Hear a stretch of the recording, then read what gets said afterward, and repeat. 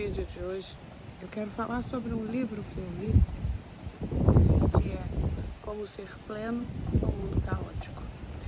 E para vocês verem que o meu cenário ele não se parece com o mundo caótico. Eu estou em milagres, um paraíso da natureza, um sol, um mar maravilhoso, um tom de verde, esmeralda, um jade, sei lá, maravilhoso. O mar é calmo, a praia é super tranquila, não tem onda, ela é protegida por piscinas naturais e isso faz com que a gente tenha muita tranquilidade para entrar no mar. Mas isso não significa que eventualmente aqui tem outros tipos de caos, né? De dificuldade, de problemas, assim como é a nossa vida.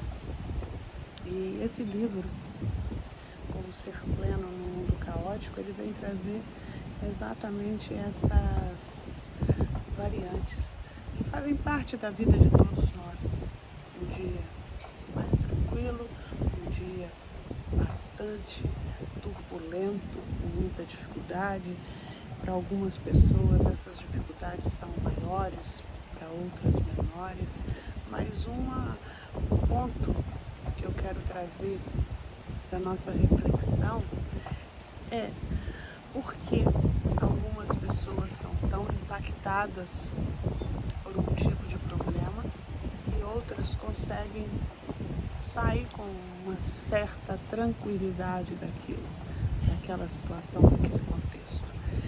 Uma das coisas que com toda certeza ajudam demais é a nossa capacidade, a nossa inteligência emocional, porque ela nos dá aquele centramento, aquele tempo de respirar, para que a gente consiga acessar a nossa capacidade cognitiva de pensar sobre o problema e de buscar qual é a melhor resposta para aquela situação. Existem pessoas, por exemplo, que se estressam muito no trânsito por conta de um engarrafamento. Existem outras pessoas que arrumam formas de passar por aquilo sem ser impactado, porque você imagina que você está no trânsito indo para o trabalho. O que acontece naquele espaço de tempo da sua casa até o trabalho modifica a forma com que você vai viver seu dia. Então, se você já está estressado, você vai chegar no seu trabalho e você vai lidar de forma menos inspiradora, menos empática com as pessoas.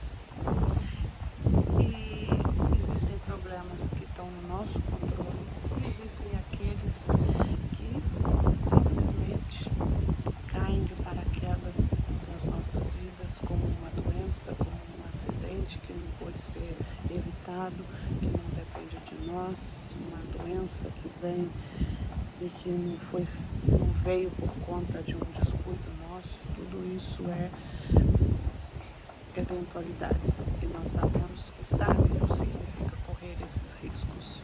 Nesse livro, o autor traz uma metáfora muito interessante. Ele coloca como se a vida fosse uma esteira, tipo essas do aeroporto, que traz as nossas malas, e que eventualmente nessa esteira elas vêm flores que enfeitam, flores que nos acariciam, flores que trazem literatura e cor para a nossa vida. Existem as esteiras vazias, que são as neutralidades da vida, e existem horas que vêm merdas. Eles falam literalmente uma esteira de merda, que são os problemas, as dificuldades, as coisas que nos aborrecem, que fazem com que a nossa vida fique mais ruim, fique mais insuportável às vezes. E nesse livro ele fala que nós precisamos pegar a nossa varinha mágica, mexer nessa merda e transformá-la em adubo. Adubo para fazer florescer mais flores. O que adubo é esse? É a resiliência, é o aprendizado com a dor, aprendizado com o sofrimento. Se nós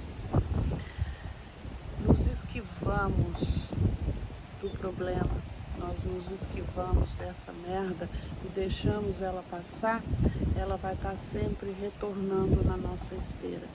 Mas uma vez que você acessa essa merda com essa sua varinha mágica, que é a sua capacidade de transformar um evento ruim, um aprendizado, de te dar resiliência, você não vai ter mais aquela merda para você lidar com ela. Você resolveu aquele problema, você transformou isso num aprendizado, num adubo. E a esteira da vida vai seguindo. Às vezes a gente deixa de enfrentar um problema quando ele ainda está pequenininho, onde ainda é controlável, e porque ele traz uma certa um certo incômodo, a gente deixa, seja um relacionamento com o filho, um relacionamento com o marido, com a esposa, com o trabalho, a gente vai guardando aquilo, achando que se eu deixar para depois, aquilo vai se resolver sozinho. E a gente sabe que não se resolve sozinho. Nós precisamos enfrentar, nós precisamos resolver, ou pelo menos pensar sobre uma forma melhor de lidar com isso. E a partir daí, então, a gente consegue organizar melhor e nos prepararmos para que a gente possa enfrentar os problemas de um jeito que nos incomode menos, que nos traga mais alívio ao invés de mais sofrimento e dor. É nesse ponto que eu quero convidar você a refletir sobre a sua vida. Como é que você pode, a partir da sua dor, a partir do seu sofrimento, criar uma condição de você crescer, de você viver a sua vida como se você fosse um protagonista e não como se você fosse um fugitivo das questões que te incomodam e que você hoje não sabe lidar com elas. A gente sempre fica bom naquilo que a gente treina. E se você treina resolver problemas, você vai ficar bom nisso. E mais do que isso, você vai perceber que tem certas coisas, tem certas dificuldades que a gente coloca de um tamanho que é quase insuportável. Nós precisaríamos ser quase super-homens. E quando a gente olha para trás, a gente vê que a gente tem tudo dentro da gente, de talento, de condição, de lidar melhor com os problemas.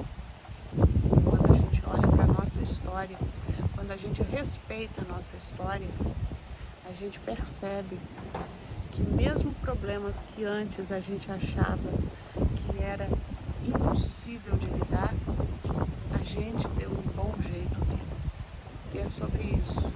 É assim que a gente pode ser pleno num mundo caótico, que nunca vai significar não ter problemas. Os problemas, eles são democráticos, eles são para todos. E a forma que a gente lida com eles é o nosso diferencial. Por isso, sempre o autoconhecimento é um grande aliado. Pense nisso.